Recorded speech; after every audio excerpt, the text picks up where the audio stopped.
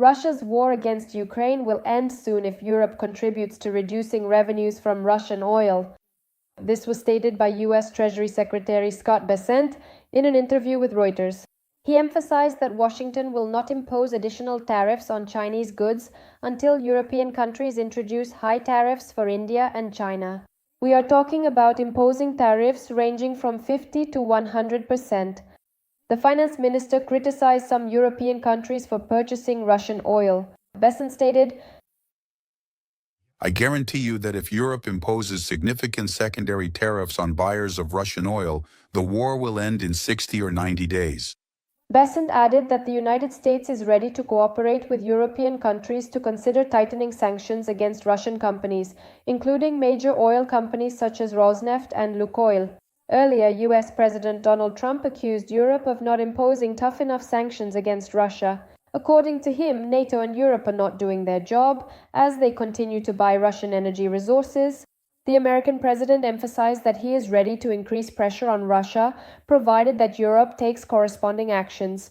Meanwhile, Ukrainian President Volodymyr Zelenskyy said in an interview with Sky News that the only way to end the fighting is through clear and reliable security guarantees. In the opinion of the head of state, this is possible if U.S. President Donald Trump takes a principled stance and takes steps that would make the Russian dictator Vladimir Putin fear him. Zelenskyy emphasized that the United States is capable of providing Ukraine with enough air defense systems and adopting sanctions that would deal a powerful blow to the Russian economy. U.S. President Donald Trump may meet with Ukrainian President Volodymyr Zelenskyy next week. This statement was made by U.S. Secretary of State Marco Rubio. According to him, no other leader in the world has done more to end this war than Trump. Rubio noted that the American president has held multiple phone conversations with the head of the Ukrainian state, and there have already been several personal meetings as well. The head of the U.S. State Department added that Trump and Zelenskyy will likely meet again next week in New York. According to Rubio, Donald Trump is trying to do everything possible to bring the war to an end. The U.S. Secretary of State also commented on the issue of imposing additional sanctions against Russia. According to him, the final decision will be made directly by U.S. President Donald Trump.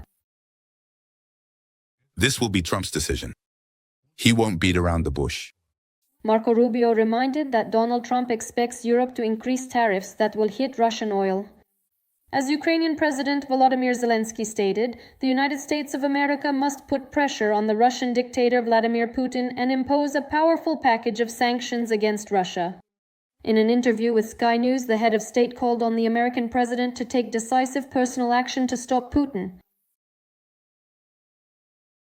I believe that the U.S. is strong enough to make independent decisions. I believe that Donald Trump can provide us with the air defense systems we need, and the U.S. has enough of them. Zelenskyy believes that the U.S. can impose sanctions that would deal a powerful blow to the Russian economy, and that Trump has enough strength to make Putin afraid. On the morning of September 16th, a fire broke out in Moscow. Thick black smoke can be seen from several districts of the Russian capital. According to Telegram channels, the fire started on the grounds of the former ZIL factory. Soon it became known that the roof of a building under construction in the Chagall residential complex was on fire. According to SHOT, construction materials and debris on the roof caught fire. It is reported that the fire was successfully contained. Things are also tense in Vladivostok, Russia. On the morning of September 16th, the Shchitovaya district was cordoned off by the military and traffic police stopped all vehicles. According to public sources, local residents reported hearing loud noises. Soon after, the authorities in Vladivostok claimed that there had allegedly been gas equipment explosions in the Shchitovaya district. According to TSN, citing sources in the Shchitovaya settlement area, the main intelligence directorate eliminated occupiers involved in war crimes in Ukraine. There are reports of dead and wounded from the 47th Separate Air Assault Battalion of the 155th Separate Guards Marine Brigade, which took part in the battles near Kyiv, Vuhledar, Mariupol, and in the Kursk and Pokrovsk directions. In the evening of September 15th, the territory of the aggressor country, Russia, was once again attacked by drones. Local public pages reported loud explosions in Kursk. Later, the Russian Ministry of Defense claimed to have shot down 87 drones. Meanwhile, the General Staff of the Armed Forces of Ukraine confirmed the strike on the Saratov oil refinery in Russia. The agency reports that the attack was carried out on the night of September 16th. Explosions and a fire were recorded in the area of the facility. The results of the strike are being clarified. As noted by the General Staff of the Armed Forces of Ukraine, the Saratov oil refinery specializes in producing more than 20 types of petroleum products. It is being reported that this particular enterprise is actively involved in the important process of meeting the various needs of the armed forces of the Russian Federation. Russians have been advised to forget about easy trips to Europe for the next 10 to 15 years. According to the Telegram channel Kremlin Snuffbox, EU Commissioner Magnus Brunner confirmed and from the channel's perspective made several statements. On the one hand, he threatened to tighten visa restrictions for Russian citizens until the end of 2025. On the other hand, he said that the EU cannot completely ban the issuance of tourist visas to Russians. Kremlin Snuffbox writes that a representative of the Russian Foreign Ministry explained the situation as follows. There will most likely not be a complete and official ban on issuing Schengen visas to Russian citizens, but traveling to Europe will become extremely difficult. Many will not be granted visas, and many will not be allowed to cross the border.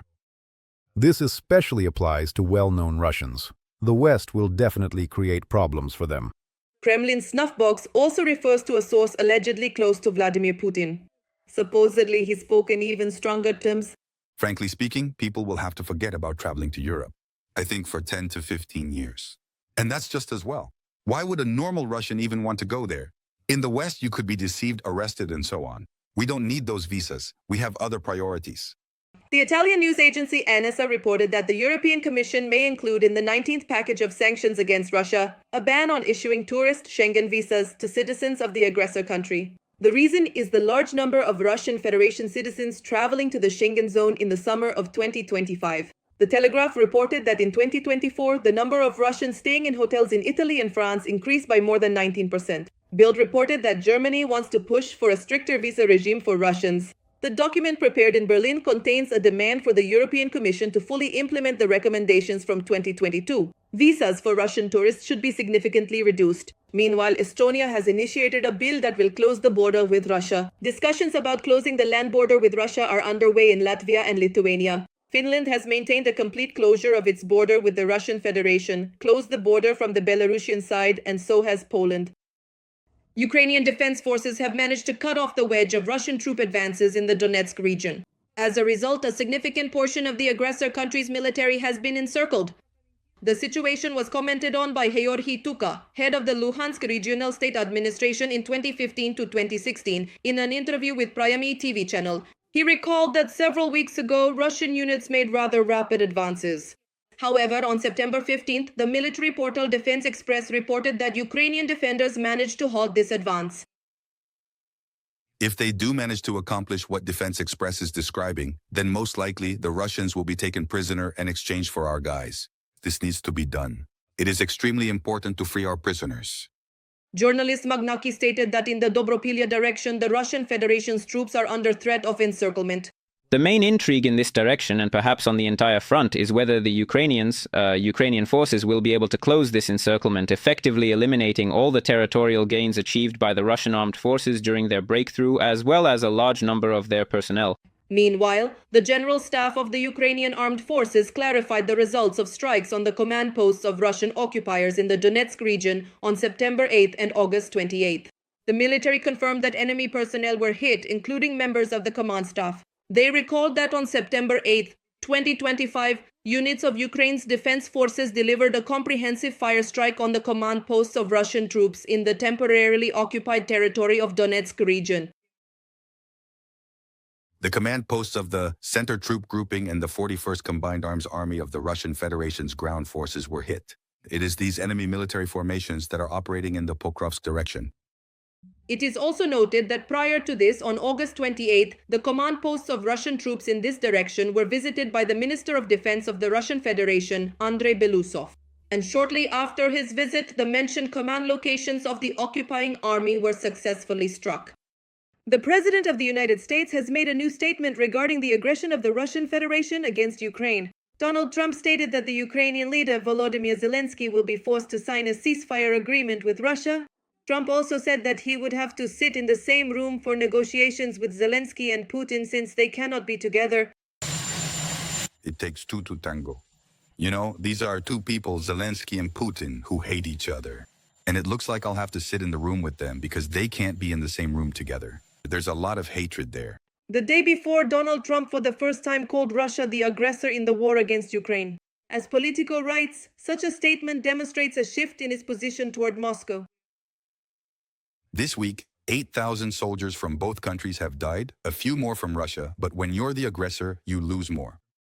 Meanwhile, it has become known that US President Donald Trump may meet with Ukrainian leader Volodymyr Zelenskyy next week in New York. This was stated by US Secretary of State Marco Rubio. The Ukrainian side has not yet confirmed the possibility of such a meeting. Meanwhile, Zelenskyy called on Trump to take a clear stance on the issue of sanctions against Russia and security guarantees for Ukraine. In an interview with Scanius, the Ukrainian leader expressed the opinion that the head of the White House should personally take decisive action and make Putin fear him. Zelenskyy believes that the United States is strong enough to make its own decisions. On September 14th, Donald Trump stated that he is ready to strengthen U.S. sanctions against Russia, provided that Europe also tightens its restrictions in line with Washington's actions. U.S. Treasury Secretary Scott Bessent believes that the Russian Federation's war against Ukraine would have ended within 60 to 90 days if European countries had imposed tariffs on buyers of Russian oil. According to Bessent, this would have cut off the main source of income for the Russian Federation.